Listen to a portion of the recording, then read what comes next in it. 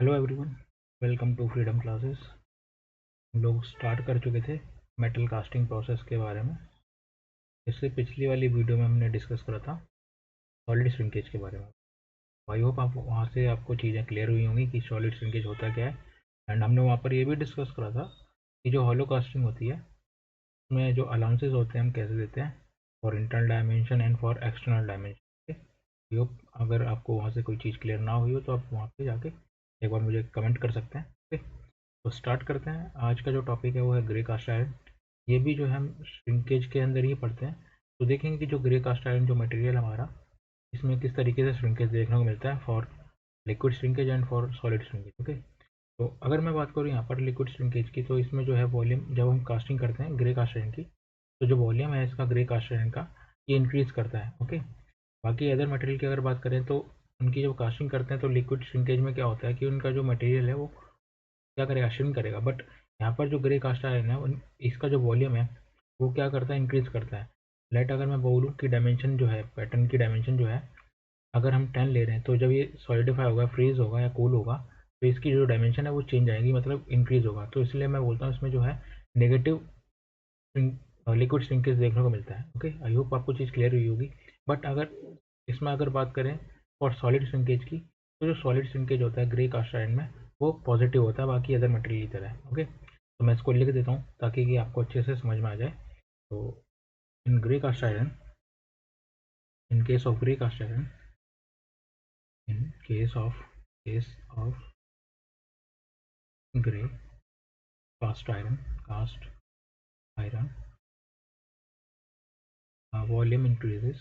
Volume increases during cooling process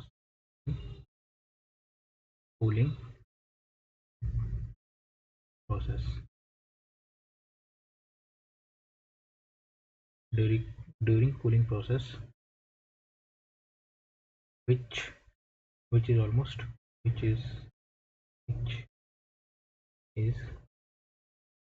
almost -1.7%। तो जो volume increase करता है वो ऑलमोस्ट 1.7% से इंक्रीज करता है। हैंस हैंस हैंस तो मैं यहाँ से बोल सकता हूँ कि जो ग्रे कास्ट आयरन है के अंदर जो होता है वो नेगेटिव लिक्विड श्रिंकेज देखने को मिलता है। Hence hence grey cast iron has grey cast iron has negative negative liquid shrinkage।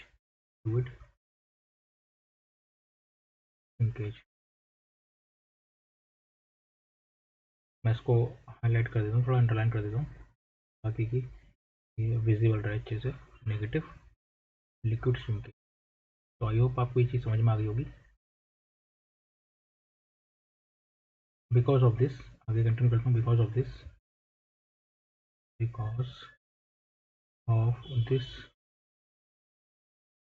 No riser no riser required. देखो यहाँ पर क्या है कि जब नेगेटिव लिक्विड श्रिंकेज है, मतलब पैटर्न, या अगर मैं बोलूँ कास्टिंग जो है वो क्या कर रही है, एक्सपेंड कर रही है। ओके, तो राइजर देने की ज़रूरत ही नहीं पड़ती। ओके, आई होप आपको ये समझ में आ गई होगी कि जो है ग्रे कास्टिंग जो है जब कूल होता है तो उसमें जो लिक्विड श्रिंकेज होती है, अगर लिक्विड श्रिंकेज की बात करें तो वो क्या होती है, नेगेटिव होती है। उसका वॉल्यूम जो है कूल होने पर क्या करता है, इंक्रीज़ करता है। बट अगर मैं दूसरी तरफ से बात करूँ कि सॉलिड श्रिंकेज में ये क्या करता है, इसका वॉल्यूम इंक्रीज़ करेगा, सॉरी डिक्रीज़ करेगा। ओके, तो यहाँ मैं बोल सकता हूँ कि this material this material this material has negative this material has negative liquid shrinkage liquid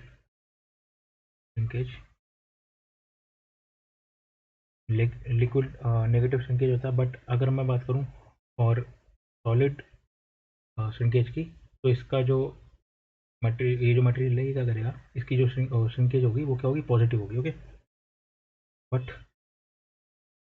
but colour change कर दूँगा थोड़ा सा क्लियर रहे। But it has positive solid shrinkage like other material. Okay, other material.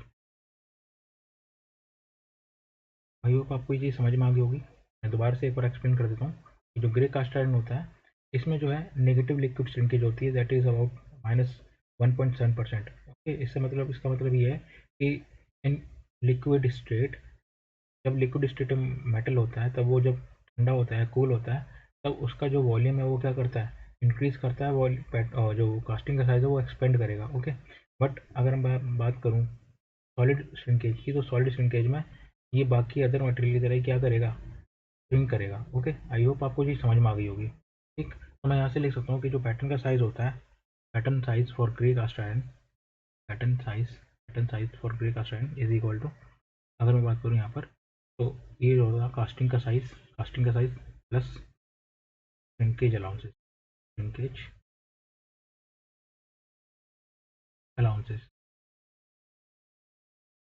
And ये जो shrinkage allowances होंगे positive लेंगे किस केस में, हम लेंगे सॉलिड श्रिंकेज के केस में, सॉलिड श्रिंकेज। एंड अगर मैंने बात करी थी यहाँ पे लिक्विड श्रिंकेज की, क्योंकि यहाँ नेगेटिव लिक्विड श्रिंकेज होता है तो इस केस में हमको राइजर की नीड नहीं होती है, राइजर की ज़रूरत नहीं होती है।